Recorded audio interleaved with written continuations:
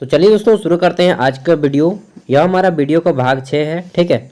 उसके बाद अभी तक हमने 5 वीडियो अपलोड कर चुके हैं CIP रांची के ऊपर, ठीक है। मेंटल हॉस्पिटल रांची, पागल खाना, ward attendant, library clerk, medical record clerk और नीडल वुमेन के लिए तैयारी हो रहा है, ठीक है। वैसे आप किसी भी एग्जाम की तैयारी कर रहे हैं काम देगा, लेकिन विशेष रूप से इन्हीं पोस्टों के लिए है। तो आइए देखते हैं आज का क्वेश्चन किस टाइप से है। इसमें आपके टोटल 30 जीके के क्वेश्चन है एंड 20 आपके जो है साइंस के क्वेश्चन है, ठीक है। और वीडियो को पूरा देखने के बाद इसका PDF भी डाउनलोड कर लीजिएगा और घर में रिवाइज कीजिएगा। तो आइए देखते हैं पहला क्वेश्चन। इसमें पूछा गया है कि वंदे मातरम का अंग्रेजी में अनुवाद किसने किया। तो दोस्तों वंदे मातरम जो हमारा है राष्ट्रीय गीत ना, इसको किसने लिखा था? बंकिम चंद्र चटर्जी ने लिखा था और इसका अंग्रेजी में अनुवाद अरविंद घोष ने किया है। अरविंद घोष ने किया है, ठीक है। और कब किया था? तो 1909 ईस्वी में किया था। आगे देखते हैं क्वेश्चन है 2। इसमें पूछा गया है कि चैत्र, हम लोग बोलते हैं चैत्र का महीना आ गया, तो चैत्र एक प्रायः पड़ता है, यानी कि चैत्र का पहला चैत्र कब पड़ता है, किस दिन को पड़ता है? तो देखिए जनरली अप्रैल के महीने में हम लोग चैत्र को देखते हैं, लेकिन स्टार्टिंग हो जाता है 22 मार्च से। जनरली प्रत्येक 4 वर्षों के बाद, प्रत्येक 3 वर्षों के बाद एक बार जब लीप वर्ष होता है उस समय केवल 23 मार्च को पड़ता है। बाद बाकी सभी जितने भी साल होते हैं, तीनों साल सामान्य साल, उसमें 22 मार्च को चैत्र पड़ जाता है।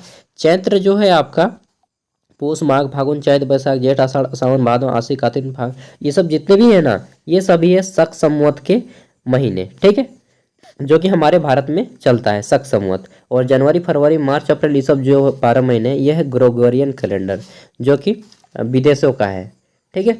शक संवत की स्थापना कनिष्क ने की थी, इसको भी थोड़ा सा याद कर लीजिएगा। 3 नंबर क्वेश्चन है कि सत्यमेव जयते कहाँ से लिया गया है। तो सत्यमेव जो जयते है यह मुंडक उपनिषद से लिया गया है। भारत का आदर्श वाक्य है सत्यमेव जयते, ठीक है। आमिर खान ने इसमें एक एपिसोड भी चलाया था सत्यमेव जयते का, काफ़ी अच्छा चला था। तो यह सत्यमेव जयते कहाँ से लिया गया है? मुंडक उपनिषद से। भारत का आदर्श वाक्य है।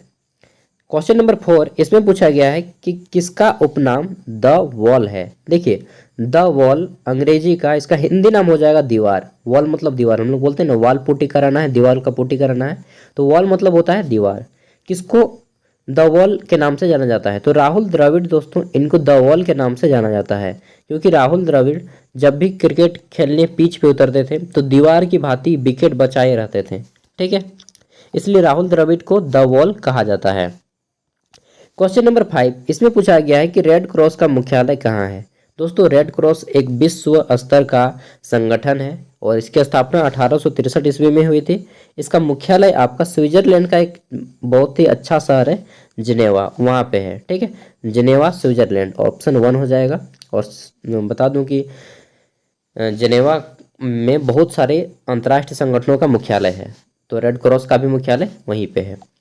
क्वेश्चन है कि आनंद मठ के लेखक कौन है। दोस्तों आनंद मठ जो कि बांग्ला भाषा में मूल रूप से लिखा गया था, ठीक है, और यहीं से भारत का राष्ट्रीय गीत वंदे मातरम को लिया गया है। इसको किसने लिखा था? तो आनंद मठ को बंकिम चंद्र चटर्जी ने लिखा था। ऑप्शन 2 इसका राइट आंसर हो जाएगा, बंकिम चंद्र, ठीक है। आइए देखते हैं 7 नंबर। इसमें पूछा गया है कि द ऑडेसिटी ऑफ होप किसने लिखी है। तो यह अंग्रेजी का एक बुक है द ऑडेसिटी ऑफ होप। तो इस बुक को लिखा था ओबामा, पूरा नाम है बराक ओबामा, जो कि अमेरिका के राष्ट्रपति थे। उन्होंने अपने चुनाव से संबंधित जितनी भी सूचनाएं थी उस बुक में लिखी हैं, ठीक है। तो ये हो गया क्वेश्चन नंबर 7। क्वेश्चन नंबर 8 की ओर बढ़ते हैं। इसमें पूछा गया है दोस्तों कि समय के संदर्भ में प्रयुक्त संक्षिप्त रूप AD का पूरा नाम क्या होता है। तो AD का फुल फॉर्म होता है एनो डोमिनी, ठीक है। जब भी हम लोग ईस्वी वगैरह देखते हैं तो एनो डोमिनी, ऑप्शन 2 इसका राइट आंसर हो जाएगा, एनो डोमिनी, ठीक है। जैसे कि ईसा मसीह के बाद जितना भी समय हुआ तो इंग्लिश में अगर लिखा रहेगा 1928 AD, ठीक है। AD मतलब एनो डोमिनी और BC मतलब बिफोर क्राइस्ट ईसा। ईसा मसीह के बाद का जो समय आया उसको AD कहा जाता है और ईसा मसीह के पहले के समय को BC कहा जाता है। हिंदी में ईस्वी और ईसवी पूर्व। ठीक है। 9 नंबर क्वेश्चन है कि शहीदी दिवस कब मनाया जाता है, यह शहीद दिवस कब मनाया जाता है। तो दोस्तों 30 जनवरी को, जब महात्मा गांधी को नाथूराम गोडसे ने 30 जनवरी को मार दिया था दिल्ली में। ठीक है। तो उसी दिन महात्मा गांधी के जो मतलब कि जब मार दिया तो उसी दिन को 30 जनवरी को महात्मा गांधी के मृत्यु की तिथि को शहीद दिवस के रूप में मनाते हैं। ठीक है। किनके डेथ हुआ था इस दिन, महात्मा गांधी का। किसने मारा था, नाथूराम गोडसे ने। इसी दिन को शहीद दिवस के नाम से जानते हैं। क्वेश्चन है कि सत्यजीत रे द्वारा निर्देशित सर्वप्रथम चलचित्र था। तो सत्यजीत रे सिनेमा के जगत के एक बहुत ही बड़े डायरेक्टर थे। प्राचीन नहीं बोलना चाहिए, मतलब जब भारत में सिनेमा स्टार्टिंग हो गया था 1955 का समय है, उस समय सत्यजीत रे ने, इनके नाम पर एक पुरस्कार भी दिया जाता है, सत्यजीत रे पुरस्कार सिनेमा के क्षेत्र में। तो बोला जा रहा है कि सत्यजीत रे द्वारा सर्वप्रथम निर्देशित चलचित्र कौन सी थी। तो देखिए इनका नाम था पाथेर पांचाली। ठीक है, पाथेर पांचाली। आगे देखिए क्वेश्चन नंबर 11, इस पे पूछा गया है कि भारत का सबसे बड़ा संग्रहालय कहाँ है। तो दोस्तों संग्रहालय या म्यूजियम जहाँ पे पुराने मतलब कि प्राचीन जो भी हमारे मिले हैं इतिहास की चीज़ें उनको रखा जाता है। तो सबसे बड़ा संग्रहालय हमारा कहाँ पे है, कोलकाता म्यूजियम है, इंडियन म्यूजियम कोलकाता। ठीक है, कभी गए तो ज़रूर दिखाएंगे आपको, और आप कभी जाइएगा तो कमेंट में करके बताइएगा कैसा है यार। 12 नंबर क्वेश्चन है कि कौन सा अपने आयुर्वेद के ज्ञान के लिए प्रसिद्ध था।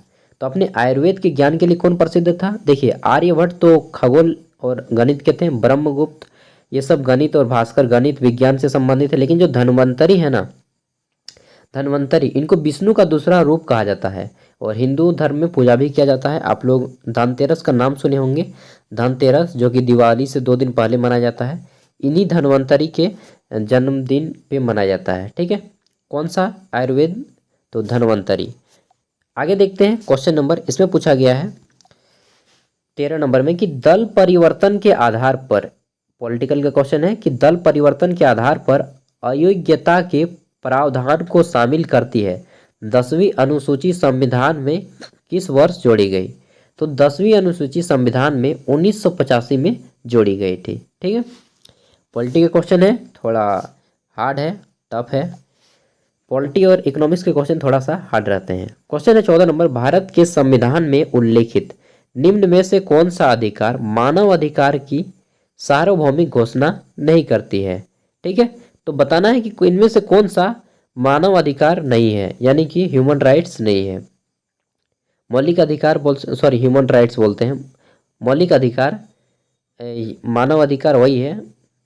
देखिए पहला है कि समान नागरिक संहिता का अधिकार, ऑप्शन बी है जंगलों का संरक्षण और सुरक्षा का अधिकार। तो ये दोनों मानव अधिकार की श्रेणी में शामिल नहीं है, ह्यूमन राइट्स में शामिल नहीं है। ठीक है, तो इसका देख लीजिए कौन सा ऑप्शन होना चाहिए, दोनों नहीं है, तो ऑप्शन बी होना चाहिए, ए और बी, इनमें से दोनों नहीं है। ठीक है, क्वेश्चन नंबर 15 की ओर बढ़ते हैं। इसमें पूछा गया है कि भगत सिंह और उनके मित्र, भगत सिंह थे और बटुकेश्वर दत्त थे और एक मित्र था, मैं नाम भूल रहा हूँ। तो भगत सिंह और उनके मित्रों को किस मामले में गिरफ्तार किया गया था। तो उन्होंने असेंबली, सेंट्रल असेंबली में बम फेंक दिए थे। ठीक है, तो सेंट्रल असेंबली में बम फेंक दिए थे, तो ऑप्शन 3 हो जाएगा, सेंट्रल असेंबली में बम कांड। 16 नंबर क्वेश्चन देखिए, इसमें पूछा गया है कि निम्नलिखित में से कौन सा कर, यानी कि टैक्स, कर मतलब टैक्स, लगान मतलब भी टैक्स होता है, तो कौन सा टैक्स सेंट्रल गवर्नमेंट यानी कि संघ द्वारा लगाया जाता है लेकिन राज्य द्वारा एकत्र और विनियोग किया जाता है। सेंट्रल गवर्नमेंट इसको लगाती है लेकिन राज्य सरकार इसको वसूलता है, स्टेट गवर्नमेंट इसको असूल करता है। तो कौन सा होना चाहिए, देखिए इसको हम लोग बोलते हैं मुद्रा शुल्क। ठीक है, क्या बोलते हैं, मुद्रा शुल्क। तो इसका राइट आंसर हो जाएगा मुद्रा शुल्क।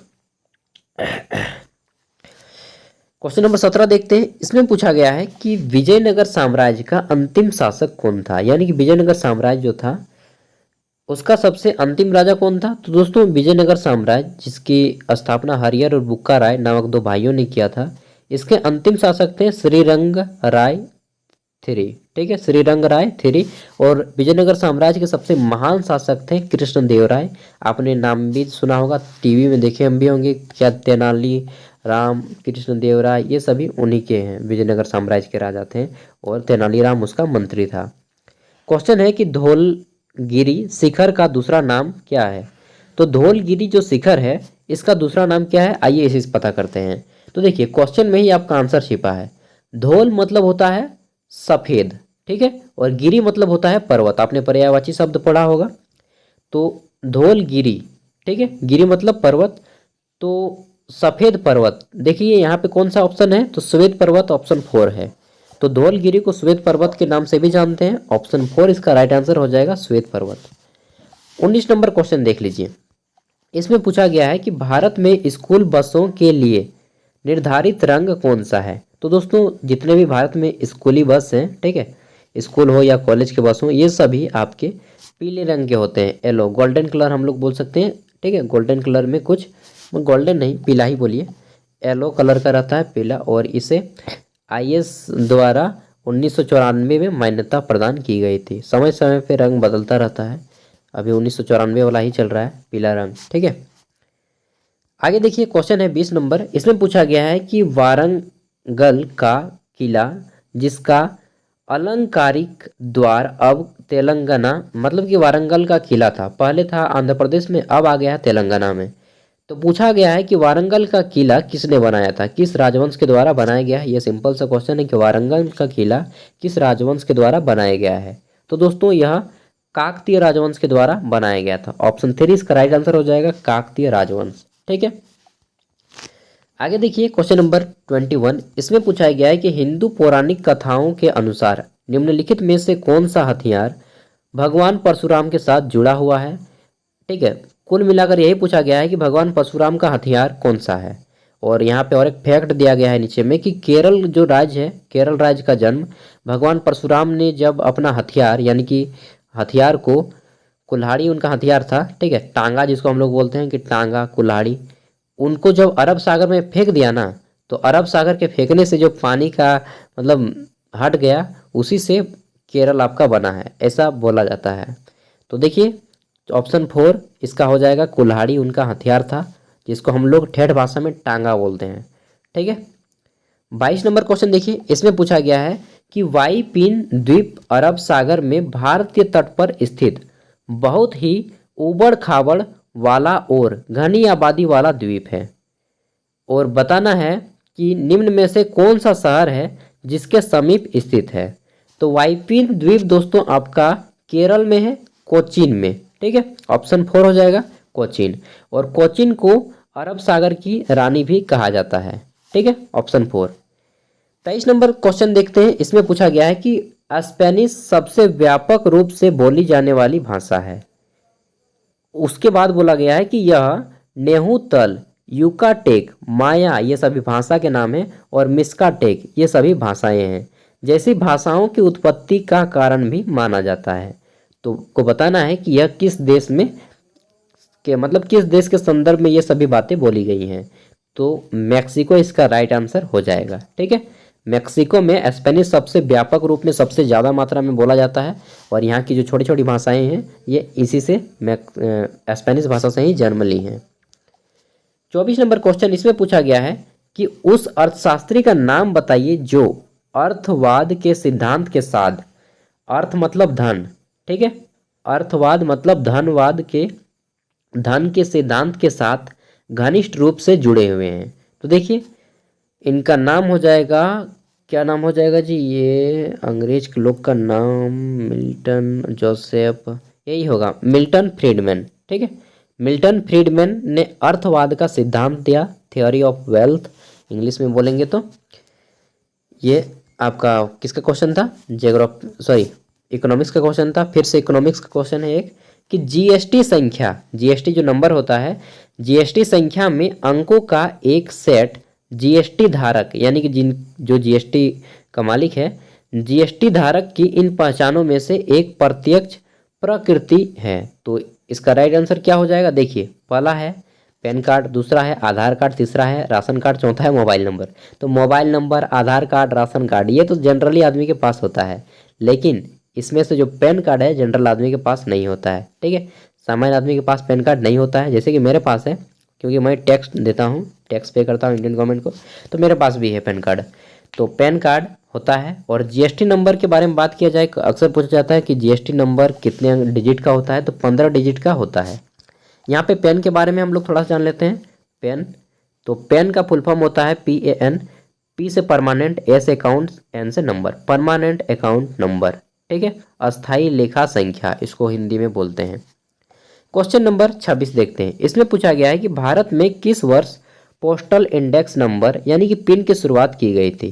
तो दोस्तों पिन जो कि 6 डिजिट का होता है, जैसे कि हमारा पिन कोड है 827302, ठीक है, ये 6 डिजिट में होता है पिन कोड, आपका एरिया पिन कोड होता है।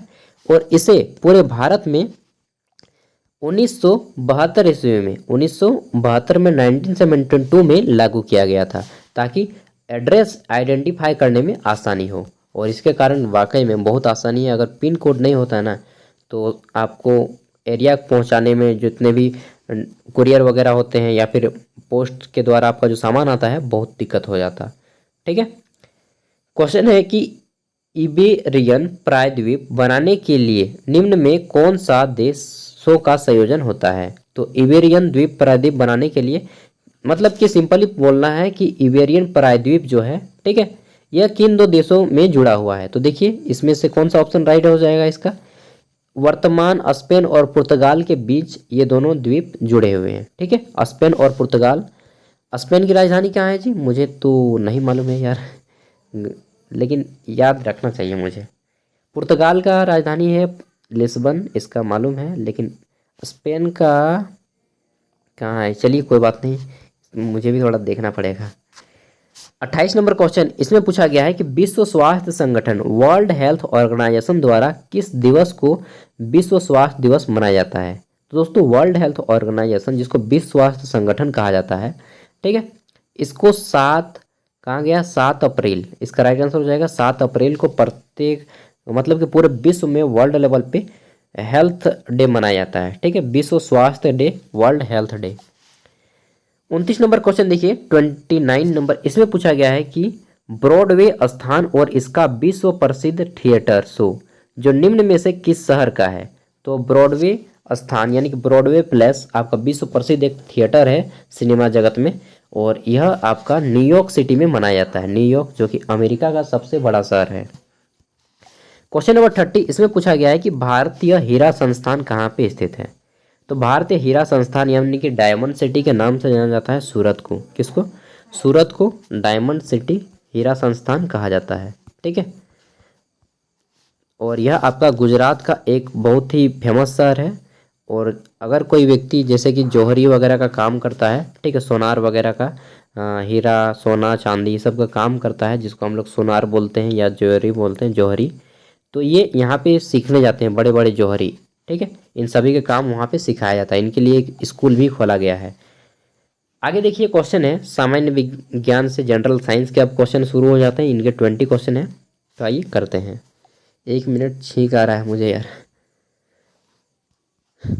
क्वेश्चन है यहाँ पे कि मानव शरीर में लाल रक्त कोशिकाएं यानी कि जो RBC होती हैं कहाँ से जन्म लेती हैं या कहाँ से उत्पन्न होती हैं। तो दोस्तों हमारे शरीर में RBC अस्थि मज्जा यानी कि बोन मेरो इंग्लिश में बोला जाता है, वहीं से जन्म लेती है। ये हमारे हड्डियों के बीच बीच में जो होती है ना, आपने कभी अगर मुर्गा खाया होगा मतलब चिकन वगैरह खाए होंगे तो देखेंगे कि हड्डी जो मिलता है, मान लीजिए लेग पीस है, तो लेग पीस के जो अंदर में होता है ना, कुछ देखे होंगे अजीब टाइप का होता है, ठीक है, खाए होंगे तो वहाँ पे जो मीट होता है इसी को बोन मेरो कहते हैं। हड्डी के जो बीच में होता है, बोन के बीच में, उसी को बोन मेरो कहते हैं। इसी से RBC जन्म लेता है, रेड ब्लड सेल्स जन्म लेते हैं, ठीक है। और RBC का जीवन काल कितना होता है, 20 से 120 दिन। क्वेश्चन आगे देखते हैं। तो 32 नंबर, इसमें पूछा गया है कि निगमन वस्तुओं का पता लगाने के लिए प्रयुक्त किए जाने वाले उपकरण को क्या कहते हैं। तो दोस्तों ये जो निगमन वस्तुएं होती हैं समुद्र में होती हैं, और इनको पता लगाने के लिए सोनार का प्रयोग किया जाता है। किसका, सोनार का, ठीक है। और सोनार आपका ऑब्वियसली बात है, जब समुद्र में रहेगा तो जल जहाज़ों में ही सोनार पाया जाएगा, ठीक है। जल नौसैनिकों द्वारा प्रयोग किया जाता है सोनार, विमान में, शिप वगैरह में। क्वेश्चन है 33 नंबर, इसमें पूछा गया है कि एक इमारत में ईंटें जीवों में डैश में समान है। तो एक इमारत में ईंट जीवों के समान है, कैसा, तो जिस प्रकार बहुत सारे ईंट मिलाकर एक दीवार बनता है, उसी तरह बहुत सारे कोशिकाएं मिलकर एक क्या बनते हैं, एक मनुष्य का हम लोग बोल सकते हैं कि जीव बनता है। ठीक है, एक बॉडी बनता है।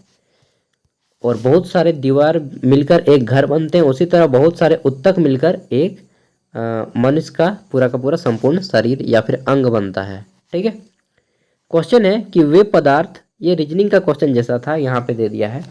क्वेश्चन है कि वे पदार्थ जो चुंबक से कम प्रतिकर्षित होते हैं क्या कहलाते हैं।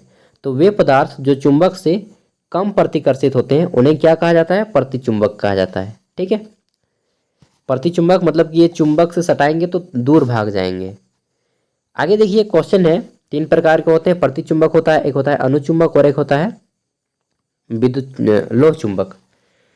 35 नंबर क्वेश्चन, इसमें पूछा गया है कि यदि कोशिका को किसी विलयन में रखा जाता है तथा निवल प्रभाव यह है कि कोशिका फूलने लगती है, तब वह विलयन डैश है, क्या है। यदि कोशिका किसी विलयन में रखा जाता है तथा निवल प्रभाव यह है कि कोशिका फूलने लगती है, तब वह विलयन क्या है।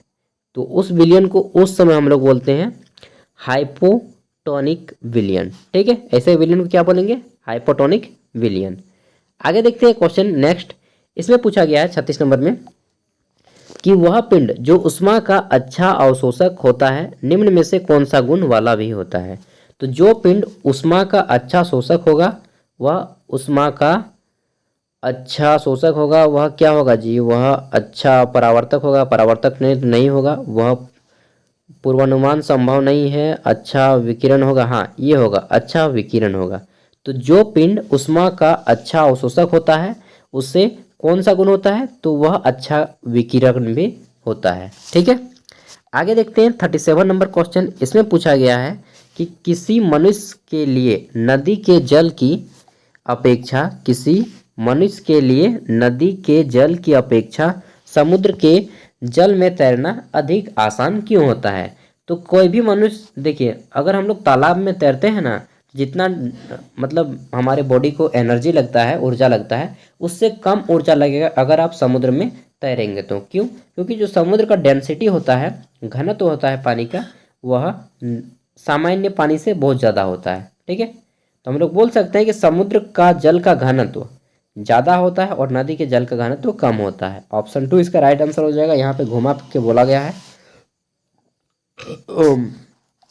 क्वेश्चन नंबर देखिए 38, इसमें पूछा गया है कि जल की कठोरता को सामान्य रूप से किसके संदर्भ में मापा जाता है। तो जल की जो कठोरता है उसको सामान्य रूप से किस में मापा जाता है। तो जल की कठोरता को मापने के लिए हम लोग प्रयोग करते हैं कैल्शियम कार्बोनेट तुल्य, इसका राइट आंसर हो जाएगा। ठीक है, कैल्शियम कार्बोनेट तुल्य का। आगे देखिए क्वेश्चन नंबर 39, इसके बाद और टोटल 11 क्वेश्चन बचते हैं हमारे। तो क्वेश्चन है कि अपशिष्टों में नियंत्रित स्थितियों के अंतर्गत जैविक पदार्थों के जैव अपघटन को क्या कहते हैं। तो अपशिष्टों में नियंत्रित स्थितियों के अंतर्गत जैविक पदार्थों के जैव अपघटन को क्या कहते हैं। देखिए, अपशिष्ट में नियंत्रित स्थिति है, उनके अंतर्गत जितने भी जैविक पदार्थ हैं उनके जैव अपघटन यानी कि जो पदार्थ बचते हैं उसको क्या बोलेंगे। तो इन पदार्थों को यानी कि खराब पदार्थों को, सड़े गले पदार्थों को कंपोस्टिंग बोलते हैं। ठीक है, कंपोस्टिंग बोलते हैं। आगे देखिए क्वेश्चन है कि 40 नंबर, गंदे पानी के उपचार में अवसाद होज का क्या कार्य है। तो जब भी गंदा पानी होता है तो उपचार में अवसाद होज उस गंदे पानी को क्या करता है, निलंबित करने का काम करता है, हटाने का काम करता है, निलंबित ठोस पदार्थ को हटा देता है। ठीक है, आगे देखते हैं 41 नंबर क्वेश्चन, इसमें पूछा गया है कि पानी में लटके हुए कोलाइडी कण किस प्रक्रिया से हटाए जा सकते हैं। तो पानी में लटके हुए जितने भी कोलाइडी कण हैं वे किस प्रक्रिया से हटाए जा सकते हैं। तो वे स्कंद प्रक्रिया से हटाए जा सकते हैं। ठीक है, आगे बढ़ते हैं क्वेश्चन 42, इसमें पूछा गया है कि पानी से लोहा तथा मैग्नीज किस प्रक्रिया से हटाए जाते हैं। तो जो पानी होता है उसमें लोहा तथा मैग्नीज आपके किस प्रक्रिया द्वारा हटाया जाएगा जी। तो लोहा, मान लीजिए पानी है उसमें लोहा और मैग्नीज आ गया है, तो किस प्रक्रिया से हटाएंगे ये पूछा गया है। इसका हो जाएगा वायु मिश्रण से। ठीक है, एयर मिक्सचर इसका राइट आंसर हो जाएगा। 43 नंबर क्वेश्चन देखते हैं। इसमें पूछा गया है कि किसी रेडियो सक्रिय पदार्थ है, ठीक है, कोई रेडियो एक्टिव पदार्थ है, उसका आधा जीवन 4 महीनों का होता है, ठीक है। कोई भी रेडियो एक्टिव पदार्थ होता है उसका आधा जीवन कितना होता है, 4 महीने का। तो पूछा गया है कि उसका 3/4 भाग कितने महीनों में नष्ट हो जाता है। तो उसका जो 3/4 यानी कि मतलब कि 3/4 ये बोला गया 3/4, ठीक है, मतलब कि 75% भाग उसके कितने दिनों में समाप्त हो जाएगा, ये पूछा गया है। तो 8 महीनों में समाप्त हो जाएगा उसका 75% भाग, ठीक है। आगे देखिए क्वेश्चन है कि एक हाइड्रोजन परमाणु का द्रव्यमान एक इलेक्ट्रॉन के द्रव्यमान का कितना गुना होता है। तो एक हाइड्रोजन परमाणु का जो द्रव्यमान होता है वह एक इलेक्ट्रॉन के 1837 गुना होता है, ठीक है। 1837 गुना, इसको याद रखना पड़ेगा बॉस, लिख लीजिए। इसलिए बार बार बोलता हूँ कि जितने भी क्वेश्चन कर रहे हैं उन सभी को नोट करते जाइए, ठीक है, और बार बार रिवीजन कीजिए, क्योंकि करत करत अभ्यास के जड़मति होत सुजान, रसी आवत जावत शिल्पत पड़त निशान। कहते हैं ना कि करने करने अभ्यास से जड़मति भी सुजान हो जाता है। तो आप कितने भी लेखा हो, कितना भी मतलब कि कमज़ोर हो, करते करते सब हो जाएगा। क्वेश्चन है कि फलों का मधुर मीठा स्वाद किसके कारण होता है। तो जितने भी फल हम लोग खाते हैं, आम हो, अंगूर हो, केला हो, नाशपाती, कुछ भी, तो उनमें पाया जाता है फ्रक्टोज। कौन सा शर्करा पाया जाता है, उनमें फ्रक्टोज पाया जाता है, ठीक है। और आपका जो चीनी खाते हैं उसमें सुक्रोज पाया जाता है। तो इन सभी को याद रखना है, ये सभी कार्बोहाइड्रेट के प्रकार होते हैं। क्वेश्चन है 46 नंबर, इसमें पूछा गया है कि निम्नलिखित में से अर्नेस्ट रदरफोर्ड ने कौन से कणों को सोने की पन्नी पर टकराया था। तो जो अर्नेस्ट रदरफोर्ड थे उन्होंने अल्फा कणों को सोने की पन्नी पर टकराया था, और देखा गया कि कुछ जो है अल्फा कण पार हो गए थे, सोने की पन्नी को भी पार कर गए थे। सोना का एक पेज लिए, पतला सा पेज, और उसमें अल्फा कणों को टॉर्च मार के तरफ पार किया, तो कुछ जो कण थे पार हो गए। उन्हीं से पता लगाया कि परमाणु में प्रोटॉन, इलेक्ट्रॉन और न्यूट्रॉन होते हैं, ठीक है। और इसलिए परमाणु की नाभिक की खोज का श्रेय किनको जाता है, रदरफोर्ड को। क्वेश्चन है निम्न में कौन कीटहारी पादप है। तो इनमें से कौन सा कीटहारी, मतलब कि कीटों को खाने वाला पौधा है। यार ये जो है ना अजीब है। तो देखिए कौन सा कीटहारी पादप है, यहाँ पे 4 ऑप्शन में है। ड्रोसेरा, ये दोस्तों जो ड्रोसेरा है ये कीटहारी पादप है, यानी कि यह कीटों को भी खा जाता है। ऐसा पौधा है जो कीटों को भी खा जाता है। देखिए अगला क्वेश्चन है 48 नंबर, इसमें पूछा गया है कि बीज प्रस्तुति किसमें नियंत्रित होती है। तो जितने भी बीज प्रस्तुति होती है यह किसमें नियंत्रित होती है दोस्तों, यह नियंत्रित होती है आपका एब्सिसिक एसिड में। किसमें, एब्सिसिक एसिड, जो कि पौधों में पाया जाता है। आगे देखिए क्वेश्चन है कि द्विबीज पत्री जितने भी पौधे होते हैं, प्लांट्स होते हैं, उसमें परागण कैसे होता है, सॉरी परागण में कितने छिद्र होते हैं। तो जितने भी द्विबीजपत्री पादप होते हैं ना, इनमें परागण में आपके 3 छिद्र होते हैं, 3 जनन छिद्र होते हैं, ठीक है। जनन छिद्र, केवल छिद्र नहीं बोलना चाहिए, जनन छिद्र बोलना चाहिए। क्वेश्चन है 50 नंबर, इसमें पूछा गया है कि अमरबेल, ठीक है, या फिर कष्टुका क्या है। तो अमरबेल कष्टुका क्या है दोस्तों, यह आपका एक परजीवी है, ठीक है, दूसरे जीव को खा के खुद जीवन बचता है, तो इसको परजीवी बोलेंगे। एंड इसका पीडीएफ डाउनलोड कर लीजिएगा। एंड दोस्तों टोटल जब हमारा 10 वीडियो कंप्लीट हो जाएगा, इस पर टोटल 500 क्वेश्चन, उसके बाद हम लोग इसी का इंग्लिश, मैथ, रीजनिंग का सेक्शन भी करेंगे, ठीक है। तो चलिए फिर मिलते हैं नेक्स्ट वीडियो के साथ, तब तक के लिए बाय। पढ़िए और आगे बढ़िए, स्वस्थ रहिए, मस्त रहिए, जीवन में खुश रहिए, क्योंकि सबसे ज़्यादा इम्पोर्टेंट यही है। Thank you. पढ़ाई लिखाई तो चलता रहेगा। धन्यवाद।